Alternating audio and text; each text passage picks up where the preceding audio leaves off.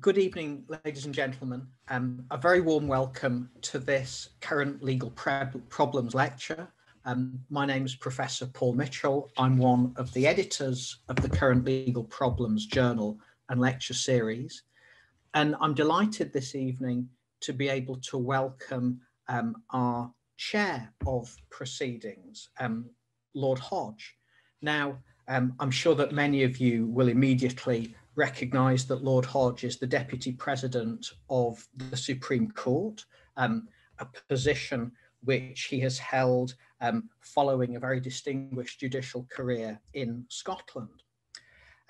He's a particularly suitable chair for this evening's proceedings because he has lectured on questions of technology and the law, and also has a particular interest in financial technology and to some extent in the effects of COVID on the development of the way in which the law operates. And as you will be hearing, these are themes of also great interest to our speaker this evening.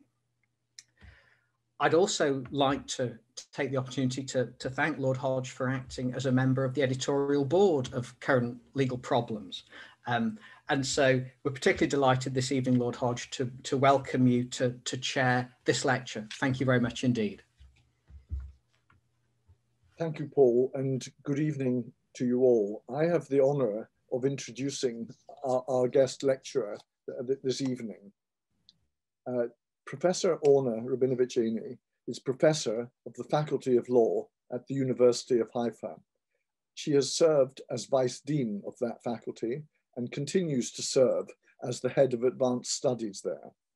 She has an impressive range of degrees from Tel Aviv University, including an LLB. She has an LLM from Columbia University Law School, and she wrote a doctorate in that law school on dispute resolution and technology. She has co-authored a book entitled Digital Justice, Technology and the Internet of Disputes. And she has written very extensively in academic journals on digital justice and the use of technology in dispute resolution, both in relation to the work of formal public courts and also in relation to dispute resolution and dispute prevention outside the court system, including mediation. And she has spoken at many conferences on those matters. She is a member of the Israeli Bar and the New York Bar and is a certified mediator in New York. And it is a particular privilege to invite her to give her lecture on a subject which she is so eminently qualified to speak. Professor. Well, thank you very much for the kind introduction and the invitation. Let me share my slides. It's a great pleasure to speak to you all about the past, present, and future of online dispute resolution. And what I hope to convince you of this evening is that the introduction of technology may prove to be the single most dramatic transformation of our dispute resolution landscape in modern times. And the reason I think this change will prove to be so fundamental is because it challenges some of our most basic assumptions and conventions about how dispute resolution processes, formal and informal, operate, what they seek to achieve, and who is involved in their design and operation. I emphasized this point at the outset of my talk because we tend to think of change in much more conventional terms. When we imagine a more advanced future version of a familiar institution, it tends to look a lot like the old one, follow the same logic, employ some of the same key players. But what I'd like to invite you today is to change your mindset. And indeed, when online dispute resolution, or ODR, as I shall refer to it today, was first introduced, it was first seen as a sort of version of alternative dispute resolution in which change was introduced to adapt to the new medium. Only a few years later, when the designers of ODR began to see the unique traits of the medium as an opportunity rather than a challenge, did more creative second generation types of online dispute resolution processes appear. And throughout my lecture today, I hope we will all be able to see that the introduction of technology and the change in medium in our dispute resolution landscape is more than a mere technical change. It is an opportunity, an invitation, if you like, to reimagine what our justice system can look like and to use this opportunity to redesign it around its users and to address some of its most persistent problems. So we'll begin our journey and we'll start with the past.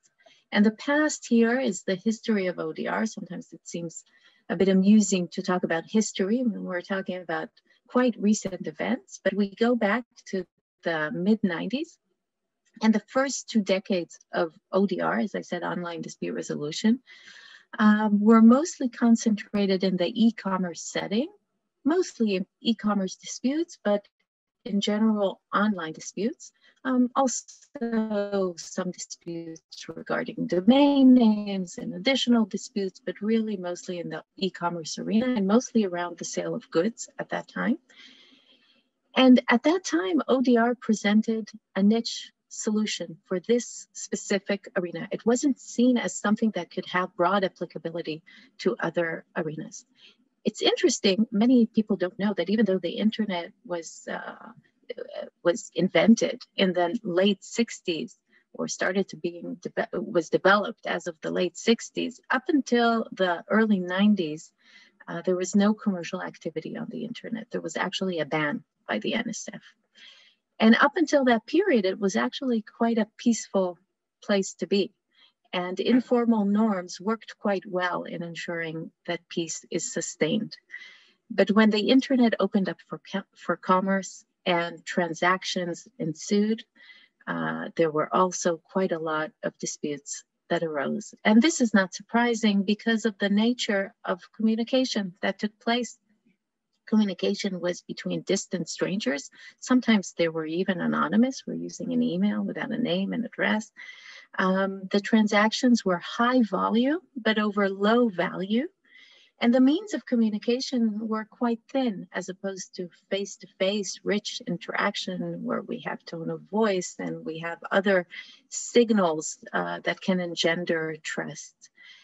So this arena was one that was fraught with disputes, presented fertile ground for disputes, but at the same time didn't really provide effective avenues of redress or no avenues of redress to speak of. Because what soon became clear was that our traditional dispute resolution landscape couldn't really provide effective means of redress for these new and emerging online disputes.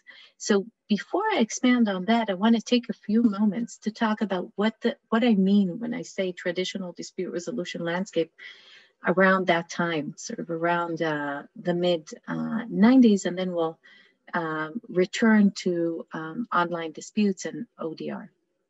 So when I speak of traditional dispute resolution landscape around that time, I'm referring both to courts and the litigation process and to alternative dispute resolution. As many of you probably know, up until the 1970s, we had a court system that relied on courts and judges and litigation. And around that time in the US, and it was later exported to other countries, including England and my own home country, Israel, sort of around the 90s. So around the 1970s in the US, we started seeing the adoption of alternative dispute resolution and mainly mediation. And this was done for various reasons and there were several rationales for the adoption of mediation. One of them, some of these rationales had to do with efficiency considerations and the desire to reduce caseload of the courts. Other rationales had to do with enhancing access to justice for disputants and with an emphasis on those belonging to disempowered communities. Others emphasized the need for interest-based dispute resolution and creative solutions that would allow for relationships to thrive and not be ruined in a court setting. But for all those reasons, ADR was adopted and mainly mediation was institutionalized in the courts. And we've seen over the years a mutual influence between these processes. And despite the widespread and broad institutionalization of these processes, the adoption of ADR gave rise to critiques. And these critiques were also diverse, but many of them had to do with the fact that it eschewed the court's public role in developing the law and declaring its precedents and our social values, and dealing with power imbalances mainly by offering procedural safeguards to the parties who appear before the court. And in effect, what these critics were claiming was that if we look at the dispute resolution pyramid on one side of this slide, which signals or really shows us how if the bottom part of the pyramid is the world of disputes and potential disputes, and only a small portion of these potential disputes actually materialize and reaches the courts at the top of the pyramid, then what these critics were claiming was that by opening the sides of the triangle and enhancing access to justice, we were indeed enhancing access, but we let in private justice that was actually detracting from the fairness of these procedures because we were giving up procedural safeguards in order to achieve more efficiency, more flexibility, and other goals. So the question I want to pose for us today is whether the introduction of technology will allow us to change the reality of the trade-off. Will it allow us to both enhance, increase access and capacity, but also justice? Will it allow us to make processes more efficient, but also more fair? And in that, allow us to address some of the deepest problems of the field and enhance access for disempowered parties without having to pay a price in terms of justice. So I return to the early online systems, those that emerged in the 1990s. And as I said, at that time, ODR sought to fill a vacuum. Interestingly, while we're used to talking about in the traditional dispute resolution field about courts and ADR as sort of opposites, even though we commingle them many times, when we talk about the introduction of technology, suddenly all of these traditional face-to-face processes are lumped in together into the same category, and they are actually contrasted with online dispute resolution, right? So ODR, because this traditional landscape could not provide a solution, was invented, devised by several pioneers of the field in the mid-1990s who sought basically to replicate, to create equivalents to those ADR, alternative dispute resolution proceedings, that we've known from the face-to-face environment, and create equivalents for them for the online arena. So online negotiation, online mediation, online arbitration, and the like. And of course, they couldn't be the same process because they were conducted online, and at the time they were conducted solely through text, and also very simple text-based communication with very little data processing, sometimes through email, which is not smart communication. It was asynchronous, which meant each party was communicating at their own time. They weren't coordinating and appearing and writing at the same time.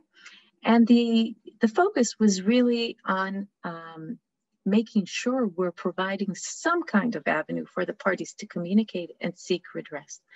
What shapes this period most strongly is the online-offline distinction. At the time, it was a very stark distinction. For those of you who remember, to be online at the time meant you had to actually seat yourself before a computer and have a landline and decide you're going online.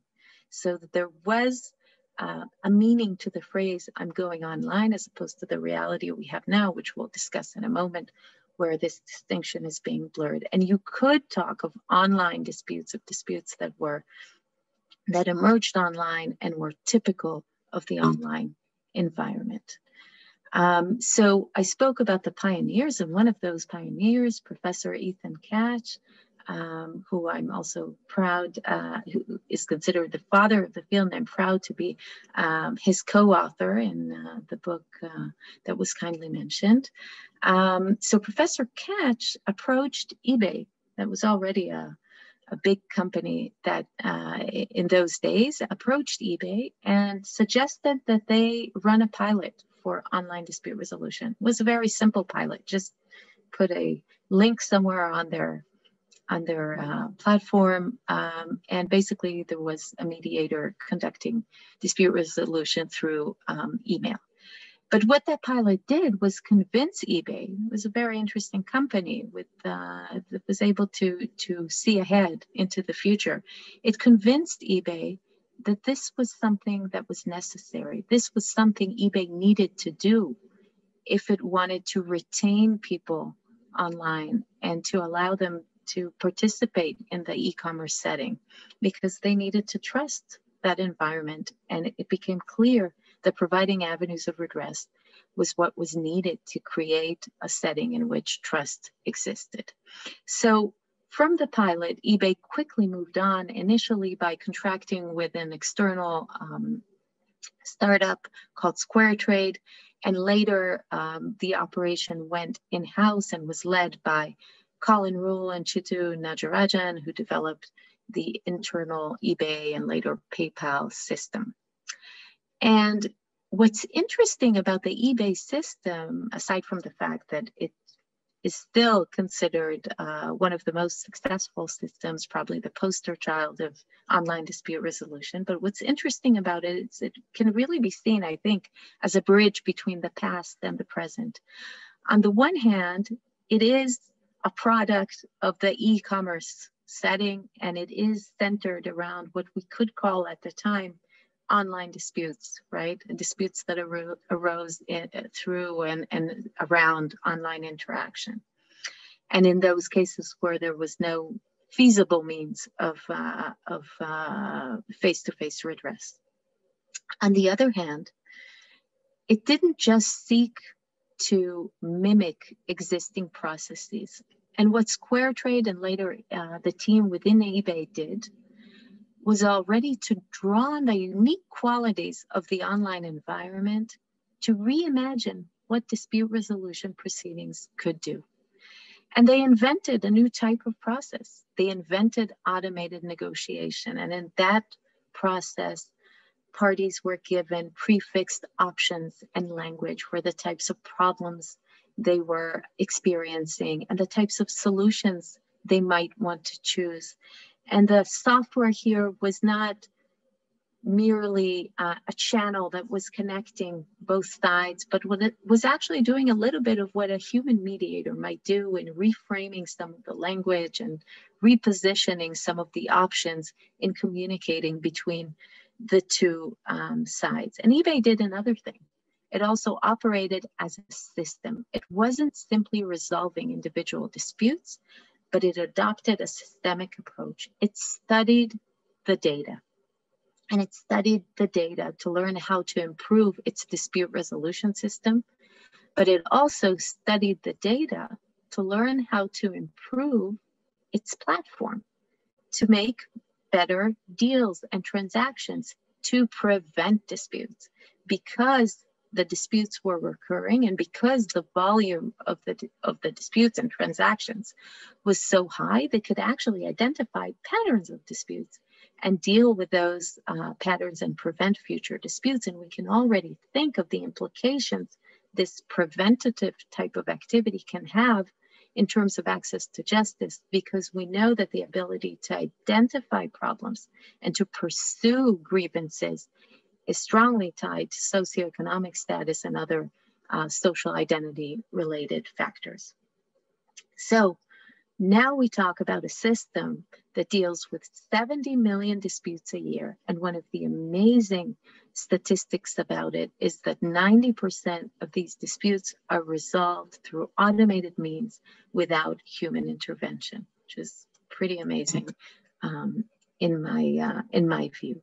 And I'll use this, the eBay example as a gateway to discuss the present and what happened in sort of the early 2000s, arriving at 2010s, and the expansion to the courts.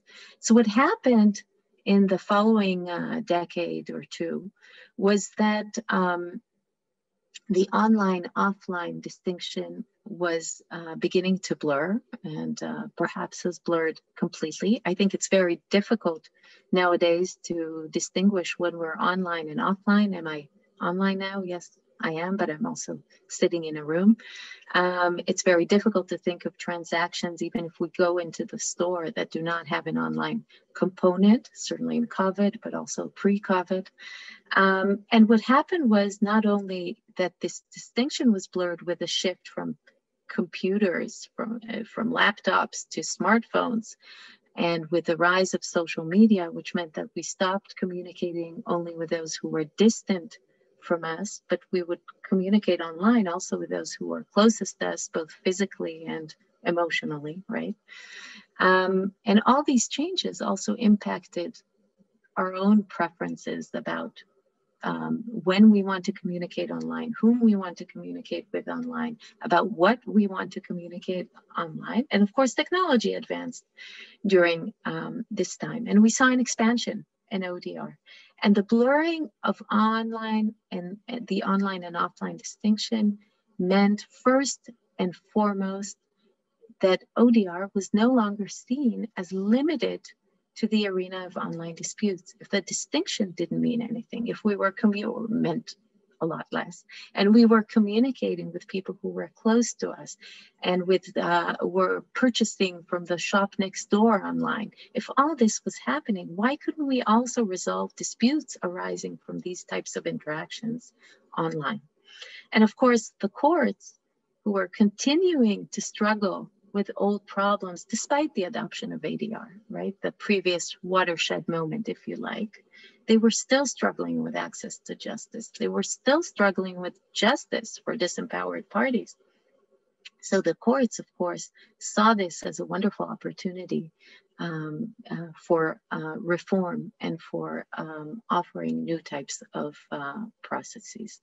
And one of the other changes that was happening now, an important change, was that ODR was fully embracing its online qualities. It was no longer apologizing for the fact that online communication is not as rich as face-to-face communication, that you couldn't have a meaningful silence, that you couldn't read body language, that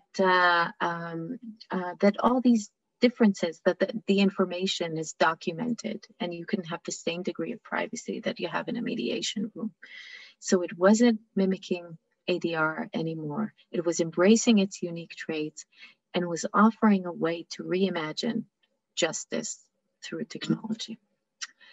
And in the second decade of the 21st century, the new courts emerged, to draw on the title of the book by Michael Lewis. The new courts are those with ADR, and the new courts are those with ODR and technology. And the interesting thing I think about the new courts is that despite the temptation to use technology to reduce caseload and to improve efficiency, these early cases of new courts actually seized the opportunity to use ODR to reimagine their proceedings. They didn't just mimic existing procedures and make them more efficient. Actually, kind of what we're seeing now in COVID, right? We may get back to that later on. They actually used the opportunity. They had the time. It wasn't like COVID that we had no warning that was going to arrive.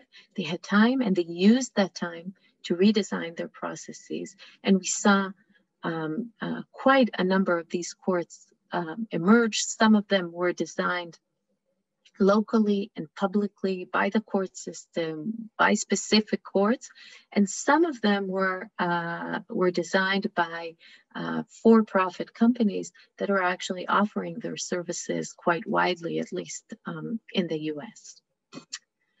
So what I'd like to do now is talk about a few examples of these systems in the courts, because I think the slides will and the pictures I will show you from the slides will be the best demonstration of what it means to reimagine a court process or a tribunal process, what it means for disempowered parties for access to justice, both the access side and the justice side. And I'll briefly tell you about research I conducted recently with a few colleagues, which addresses the trade-off between efficiency and fairness and what role technology can play in reducing the trade-off or even allowing us to enhance both access and justice. So I'll start with the CRT, the Civil Resolution Tribunal in British Columbia. It was established in 2016. It was one of the, it was the first tribunal, I think. Well, there were other companies operating in other places, but certainly the first tribunal adopted under law, and one of the few that made ODR mandatory for the types of disputes it handled. So initially it started with strata disputes or condominium disputes, later added small claims, and quite recently added bodily injuries up to 50,000 Canadian dollars, quite a higher volume of disputes, more large-scale financial disputes, and offered offered a four-step process that began with a diagnosis phase called the Solutions Explorer and proceeded in a, if you like, a sort of Darwinistic process through negotiation, online facilitation, and adjudication that could take place online as well. The process was quick and it's subject to appeal. No lawyers, pro se. And the idea was to provide access to justice with a platform that is appealing and is understandable to the lay people. And they describe the platform as having 6th grade English. Okay, so this is these are the 4 stages of the process I just described. And look at the platform, the sort of where you land when you enter the CRT. Think of the courts of the stairs of the courthouse, how different the experience is to enter the tribunal through this portal here, which could be either through your laptop or your computer or your phone.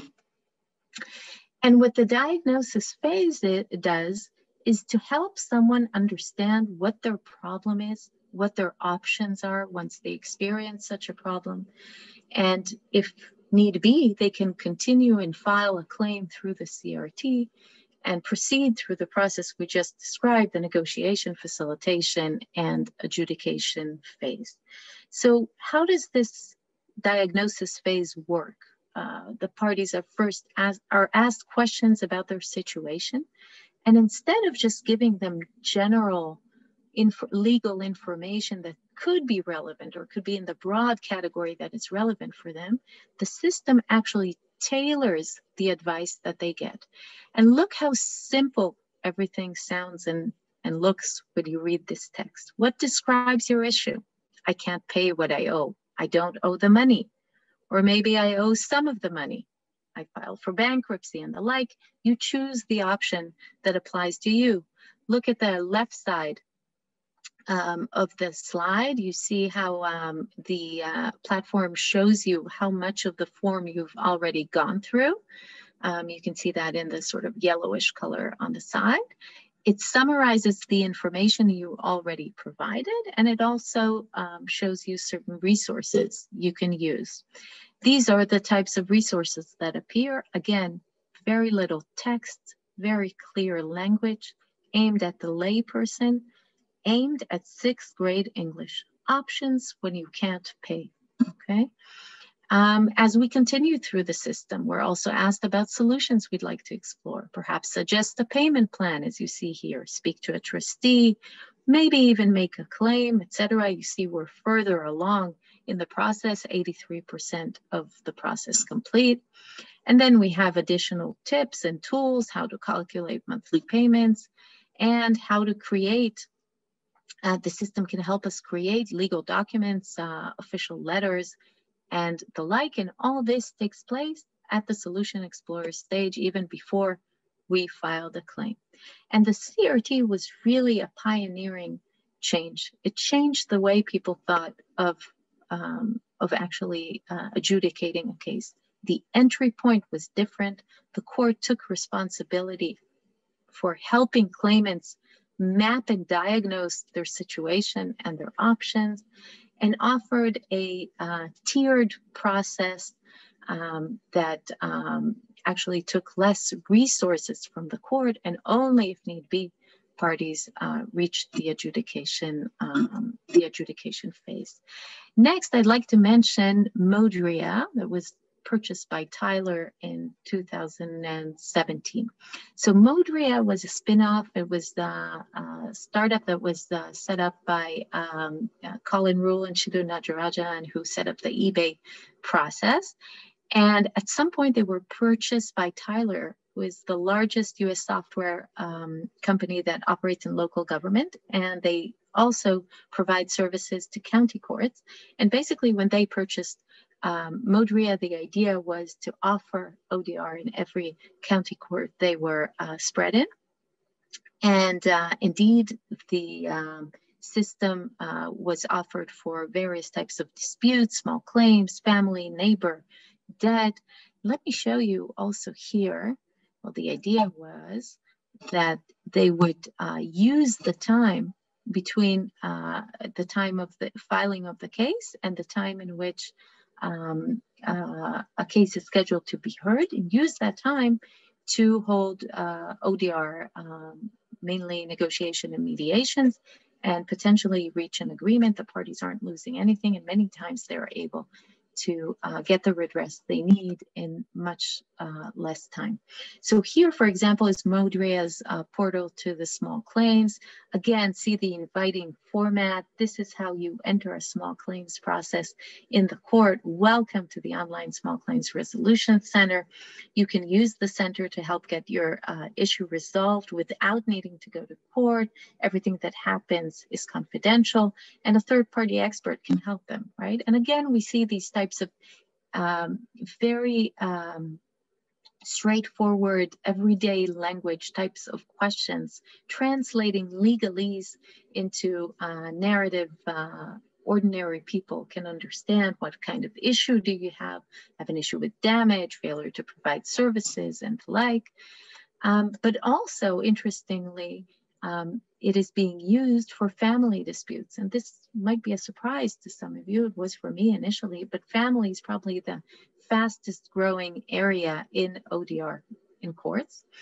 And we see this sort of really nice, I think, way of displaying the different issues around which the parties need to negotiate and agree, ranging from legal custody to exchanges and timeshares and holidays, all of the things they need to discuss while discussing their parenting plan. And look at how the system, the ODR process explains very clearly a complex issue like legal, and an important issue like legal custody, and what's the difference between joint legal custody and sole legal custody. And also look at how the narrative sort of gears the parties towards one another under legal custody. It says no matter who has legal custody, you both must tell each other about the children's contact information, etc. So it really sort of puts the interests also on the table. So parties can choose what type of custody they want. You see that as their negotiation progresses, we have these green check marks on the issues on which they agreed. They still have a few issues open. And here they can exchange proposals. You see Sally's proposal, Tom's proposal, they can accept or they can edit. And at the end of the day, they agree on a parenting agreement in their own words, and the system creates a legal document out of that. As you know, there is the reform here in England. The courts were notorious for being very expensive for pro se litigants, inaccessible. And following many reports, including the reports by Professor Susskind and Lord Briggs, the reform project it sued. Initially started at lower sums, but reached the £1 billion range, and very impressively, and I think here it was felt during COVID that the English system is really underway in rethinking its operations in the age of digital technology. But here the goal is very broad, to redesign the system with technology in mind. And in the context of civil, there was also a multi-stage process initially envisioned more like the CRT, but over time, I think a different the solution explored turned out to be a much more complicated endeavor, and a somewhat different variation was pursued. I can show you some, these are photos taken from the YouTube demonstration of the system by a friend of mine. And you can see again here how the claimant specifies the amount claimed, and why they believe they're owed the money, and the respondent responds and explains why they disagree with the claim, and they can try mediation, and they can make offers to one another through the system. There's also the TPT, which has been a big success as well, operating online and increasing access in those types of cases. Certain parking and traffic and littering violations, and has both saved money, but has also really increased the number of complaints that have been, of appeals that have been filed through the system. And now I'd like to devote some time to discuss Matterhorn. Matterhorn, together with MODRIA Tyler, is one of the two big private suppliers of ODR in U.S. courts. It is spread out in U.S. state courts, well over 100 courts. This number was true before COVID. I know that during COVID now they've spread a lot more, so I'm sure the number is up. It's been in existence for a while, but obviously the last few years have had a dramatic impact on the scale at which it is operating. It has a very impressive range of dispute types that are being handled online, ranging from traffic to small claims, city taxes, family, here again, also outstanding warrants, foreclosures. They're also, I know, working on a full-fledged criminal platform. This is voluntary, so parties choose here and in MODRIA as well. They choose whether to participate or to continue with the face-to-face track. And the great thing for me about Matterhorn is that they're very open to academic research. I've been engaged together with two collaborators in research comparing online and offline court proceedings. One of my collaborators is at the University of Haifa, Dr. Tali Mentovich, and the other is Professor J.J. Prescott of the University of Michigan, who's actually one of the founders of Matterhorn. And I should say that as the driving motivation for him to establish Matterhorn was the desire to enhance access to justice in small-scale criminal cases. He teaches criminal procedure, and that's why we see some of the sort of quasi-criminal cases here, like outstanding warrants. And what Matterhorn actually supplies us is with a case study to see whether, at least for this particular design of ODR, the trade-off can be reduced and both efficiency and justice can be enhanced. So I'll show you some slides that are not mine. They were prepared by Matterhorn and Professor Prescott on research he conducted before we started our collaboration, which captures the gains in terms of efficiency and access. And then I'll turn to the research we conducted together that has to do with fairness and focuses on outcome disparities. So just to give you a sense of some of the metrics they followed. So the gray bar represents the time to case closure before Matterhorn was launched in certain courts. The blue line is post-Matterhorn launch, but processes that are face-to-face. And the orange bar is Matterhorn cases. So those cases handled online. And so the interesting thing we see is that the introduction of online cases not only reduced time to closure for those cases handled online, but we see that once a court introduces online proceedings, even those cases that are handled face-to-face are handled more efficiently and take less time to terminate. And this is obviously very important for court administration, but also very important in terms of access to justice. So we're reducing that backlog and we're allowing courts more air to handle the cases, and they do so more efficiently. By the way, other measures of access to justice, which I don't have slides for, where they measured when parties access the system, so off hours, over the weekend, and from what type of whether they use cell phones or computers, and obviously cell phone use was very high in accessing the system. And another interesting measure they looked at was how many default cases are there, and they saw a dramatic drop in default cases. And this is really important because when we talk about access, many times we focus on the claimant, right? But we also want to be thinking, certainly when you have big companies suing individuals for debt and the like, those cases suffer from a high default rate. And when we see that rate drop, we understand that on the defendant side, we also see a much more effective opportunity to participate, not only from the claimant side. We also see that collection of the fines is both higher and much quicker. Again, you see it happens not only for the Matterhorn cases where it's very convenient to do so online, to pay fines online, but also for the non-Matterhorn cases in those courts which have Matterhorn. Okay, so I hope I convinced you, and it's probably quite intuitive, that ODR increased efficiency and access, right? We saw access both in terms of dropout rates and in terms of costs and time, but also in terms of the other systems we looked at and how the language was simple and information was being brought in a way that is much more digestible and understandable and actionable for parties.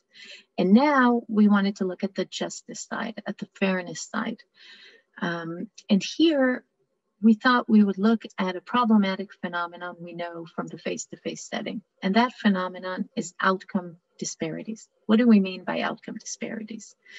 We mean that similar cases, and here in similar, I mean that we look at relevant legal factors, result in different outcomes that correlate with social identity, with demographics, okay? Clearly, there's going to be some divergence between similar cases because we have judicial discretion. We're not machines, right?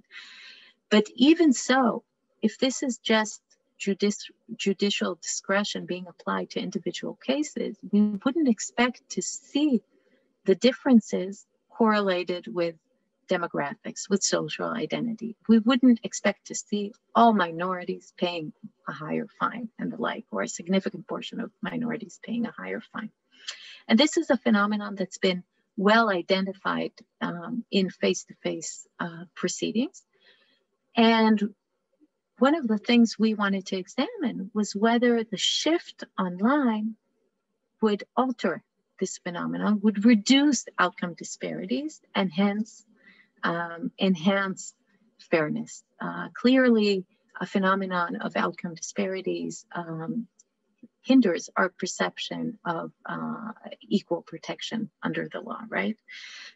So what we did was we compared the outcomes of similar cases, traffic cases. We took those traffic cases that were handled online, compared them with traffic cases that were handled face-to-face, similar ones, and looked at the outcomes. There were two types of outcomes, either fines or whether the charges were reduced, which meant that was a good thing. It meant you were getting less points. People don't like points.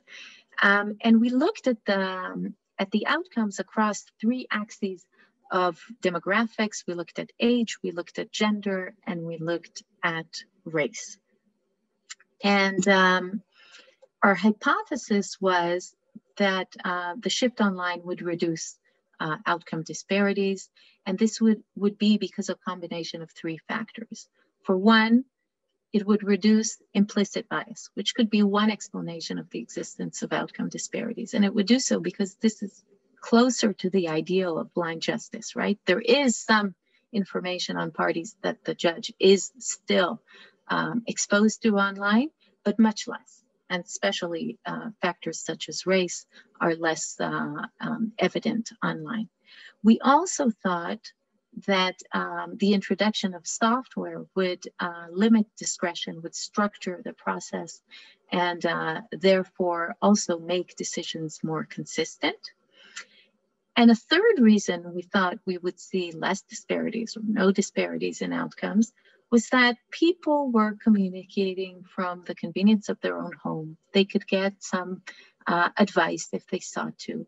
And our assumption was that not only is there a phenomenon of implicit bias, but also one that we identify here in our article and our research as structural bias. And in structural bias, we're not looking at what happens in the head, in the mind of the decision maker, but we're actually looking at the interaction between the parties and the structure of the procedure. Their ability, the ability of certain parties belonging to certain social groups to be effective in conveying this story because of the structure of the procedure. And our assumption was, or our hypothesis was, that something in the face-to-face interaction that requires real-time communication before an authority figure might be less effective for members of disempowered groups than the ability to do so from afar, asynchronously, in a more leisurely way. And indeed, our findings corroborated this. I will share our findings on race. And you see here the findings on the fine level, face-to-face. You see a wide gap between Blacks and non-Blacks. And online, the disparities are eliminated. Same for charge reduction. So you can see Blacks were given higher fines and received less charge reduction. We also found that young people paid more, although here that face-to-face, and this was also eliminated online. Here one might question whether this was a bias or something that was intentional. And interestingly, in terms of gender, we found no differences, not face-to-face and not online. So what we see here is the potential of a certain design of online dispute resolution to reduce outcome disparities and enhance substantive fairness, if you like. But this result is not it doesn't have to be the result. I mean, this depends on the specific design, and we can think of a design that actually exposes more of the party's social identity that was exposed on Matterhorn. They received names and date of birth, but no ethnicity or race. And from the names, they probably deduced gender, but I'm not sure that much more. But we could think of a design that actually gives them more information. Think of what's going on in the remote proceedings now during COVID, right? So we actually know about parties more than we know about them in court. we actually see their living room or their bedroom, and we see that the laundry wasn't folded, and we see the kids shouting in the background, and maybe we see the types of all the different things they like to play with on the computer, right? And we can also think of a design that even removes some of the information that was presented on Matterhorn. But we see how calibrating these design choices can impact the level of fairness as measured in terms of outcome disparities. This is, of course, open to concerns and critiques along the lines of substantive justice, of people saying we don't want to overlook the opportunities for seeing the individual, for actually, to do justice, we need to also offer mercy and equity, and we actually do need to know who it is that it is before us, and be aware of their various traits and their identity.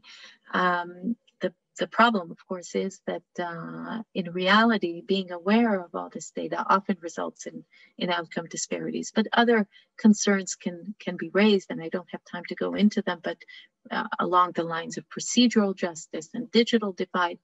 And maybe one of the sort of most intriguing questions that can be raised, and we still need to research it, are what are the types of new structural biases that come with the shift to the online medium? Maybe we can talk about narrative biases or technology bias. And so we need to still research that. I'll say that in terms of procedural justice, the research is on its way. So I will be happy to update in a while.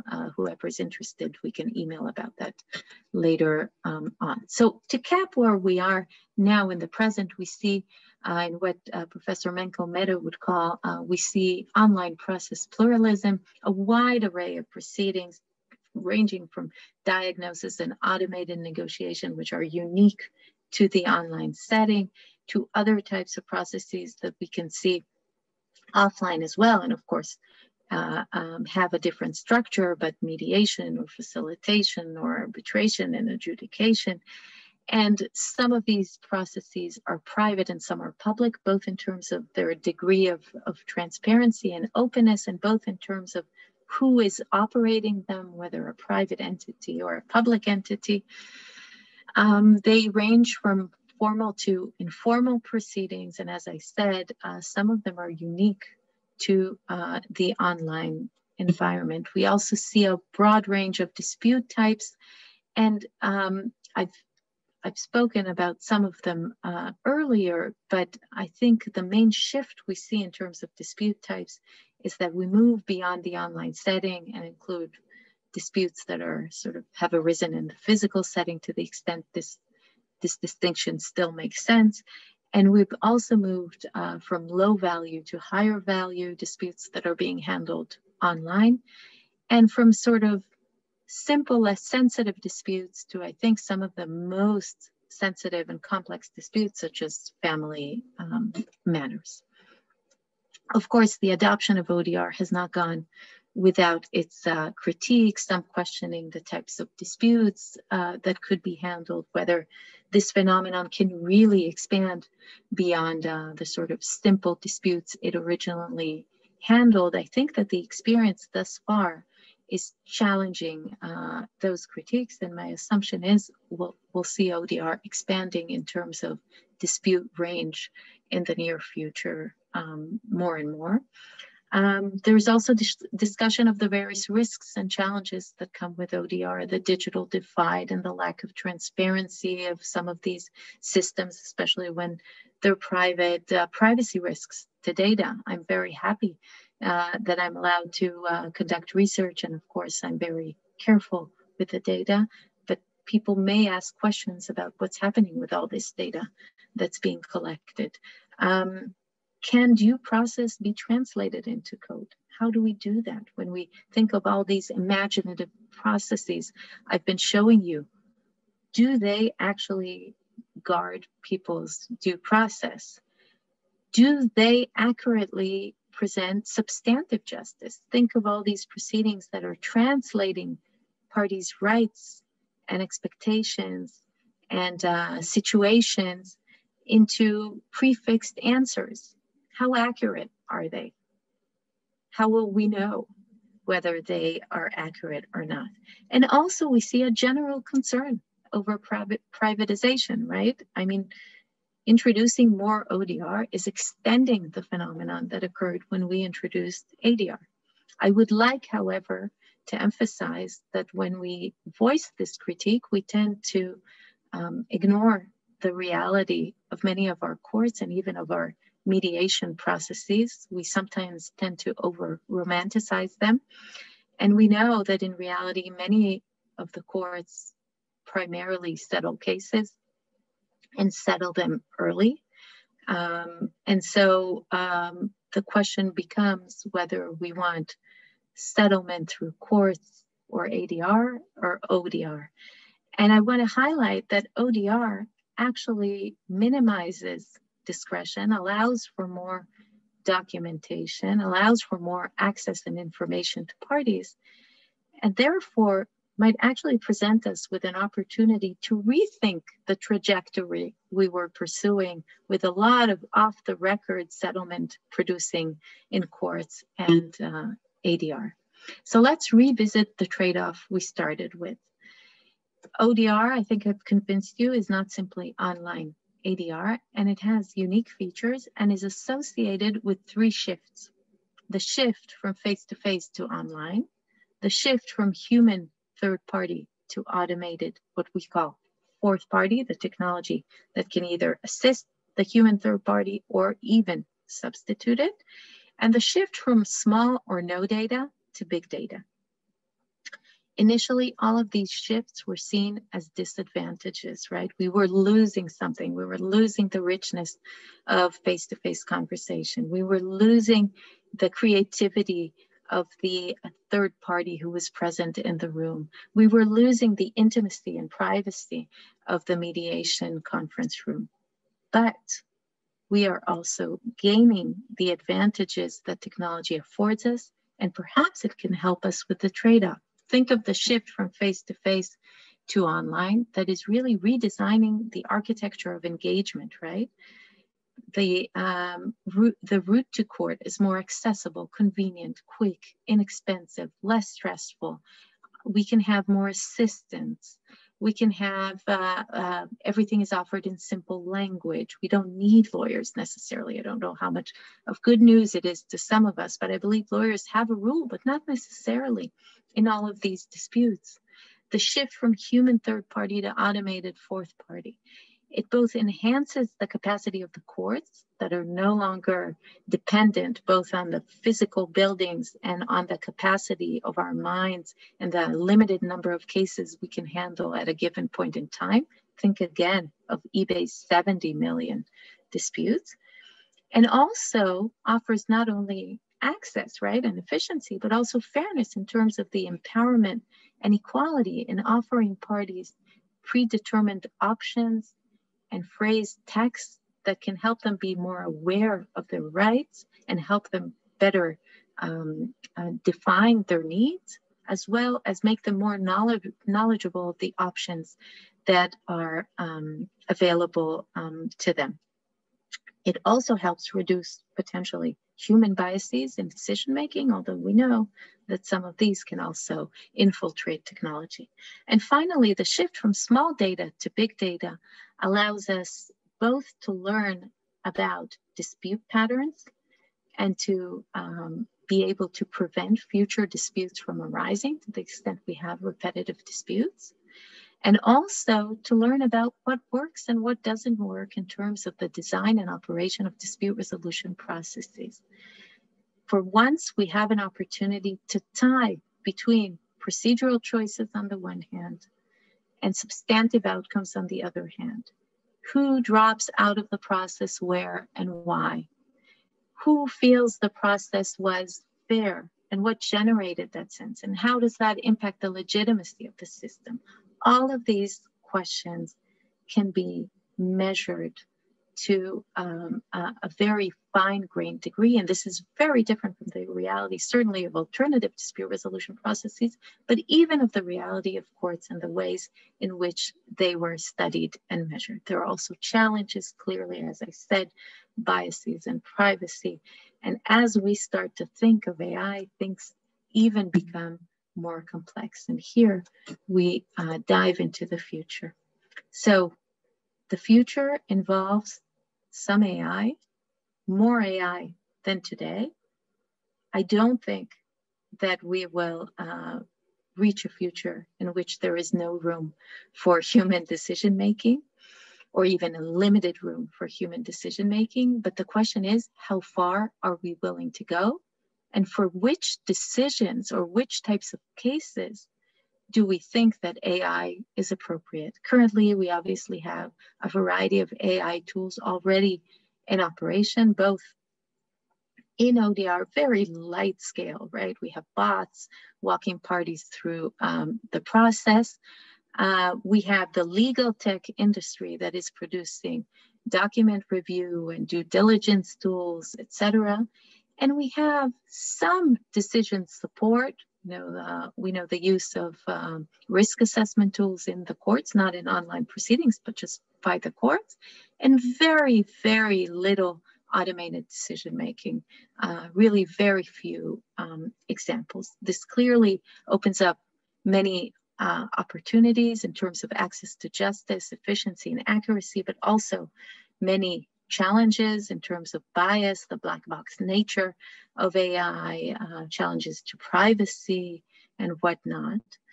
And the greatest challenge may prove to be that the human element, both its deficits and its virtues, is reduced.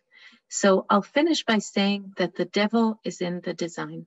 And I hope the message has come through loud and clear that our change in medium is not a mere technicality. We actually have an important opportunity to reimagine what dispute resolution processes can look like. Redesign our dispute resolution landscape, focusing on user needs and rights, and trying to address our most persistent problems. But this design needs to give stakeholders a voice, needs to be very sensitive to the goals and the values advanced through such design. It needs to promote learning and prevention to the extent possible, and it's going to be an ongoing quest. So I challenge us all to maximize our machines, but not lose sight of human values, commitments, and feelings. Thank you. Professor, thank you very much indeed for that discussion. It's been a fascinating lecture. Can I inquire of this? There has clearly been an important initiative in British Columbia, and we have MODRIA, Tyler, and Matterhorn providing the American courts with online services. How extensive outside North America has the adoption by public courts of ODR been as yet? You can hear me, right? I agree. It's the extensive adoption has been in North America. I think there are beginnings in other places. There's also Australia, there's also China, and there are other places where it's actually quite difficult to follow, but there are bottom-up pilots, projects, etc. I can say that even in my home country now, in Israel, we're working on a project. It takes time. Even now, post-COVID, when all the courts want to quickly roll out a system, it takes time. If you want to carefully design it and test it and involve the stakeholders as you should, it's not a quick process. It can take a few years. I should say that even the CRT in British Columbia, it took them about 4 years, I think, to launch from the time the legislation was adopted. There are often objections to the move as well, even though it will be interesting to see what happens now. So I completely agree with your observation. I think that in a year or two from now, we will be in a completely different situation. Yes, in the UK, we have had the difficulty that the Courts and Tribunals Online Procedure Bill didn't pass through Parliament for reasons of time rather than everything else. And I've been encouraging its reintroduction in order that Professor Susskind and Lord Briggs's initiative can be taken forward. But enough of that. I'll turn to other people's questions, if I may.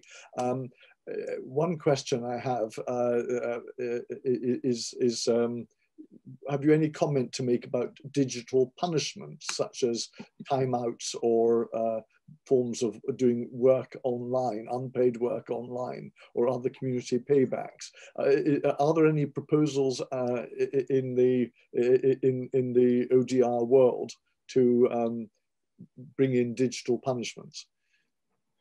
I'm not sure I'm not sure I'm clear about what the question refers to. Is it the Facebook type punishment, or? I think what's being suggested is that if you've done something wrong, that a punishment might be, for example, having to do online work unpaid or things as that. That's creative. Yeah. That's very creative. I think that might intrude on freedom of speech and other basic freedoms. So we need to think about that very carefully. In terms of online work, though, I'll just I'm not sure that was the question, but I'll refer.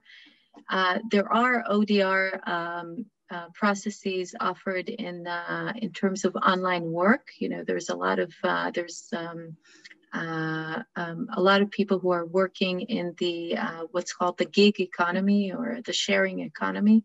And some of these platforms offer online dispute resolution. The problem, of course, is a problem of power imbalance between those supplying the work and the customers who are ordering the work. Still, nonetheless, some of these platforms, these ODR processes offer decent dispute resolution processes. I have a question from Paul, which is this. Do you think that ODR has implications for doctrinal law reform? And by that he means that reforms should be preferred because of their suitability for ODR, for example, because they reduce discretion. Very interesting. I think it's a really interesting question. I want to ponder about it some more. So I think what you're saying is that the medium actually is not a mere procedural change, and it's also it will have impact on the substantive level as well. And this is something that we need to be aware of and think about and measure. So the first thing we need to contemplate is what our goals are and which values we would like to promote. I mean, it could be contestable whether we would like to promote consistency. I'm not sure everyone would agree on that as a goal. I mean, some are concerned about the level of consistency that may be offered here and that there's not enough room for discretion in individual cases. So we need to first think about the values and goals and then think about the impact of the procedural choice through ODR and make sure we choose the mechanism that promotes the goal. And here, ODR also allows us to study the impact. And that's one of, I think, the main advantages. I have a third question that's come up. Simon asks, are there any legal proceedings that you feel would never be suitable for ODR? Oh, wow. I would think that when we I wouldn't choose, sort of these serious constitutional cases. Wouldn't be my first choice for ODR. Again, when we are in a pandemic and we have no choice, we do what we have to do. But I don't think that in those cases, the extra value, the added benefits of using ODR are maximized.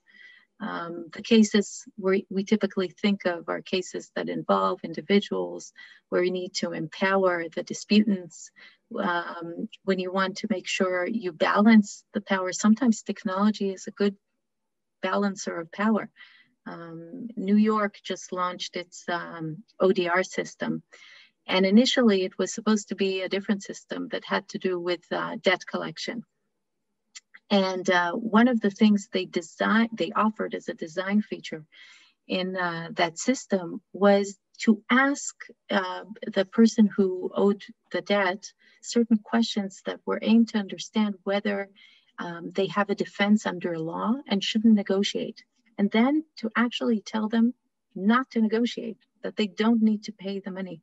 Because what happens many times is that people end up negotiating and paying even when under their rights, they don't have to pay, they have a defense. And actually technology might be able to better structure this and capture those cases due to objections and concerns over the rights of those people. The system actually was never established, and now they have a small claim system. But I actually thought that they did a wonderful job of helping those who cannot afford legal help, and not everyone gets assistance.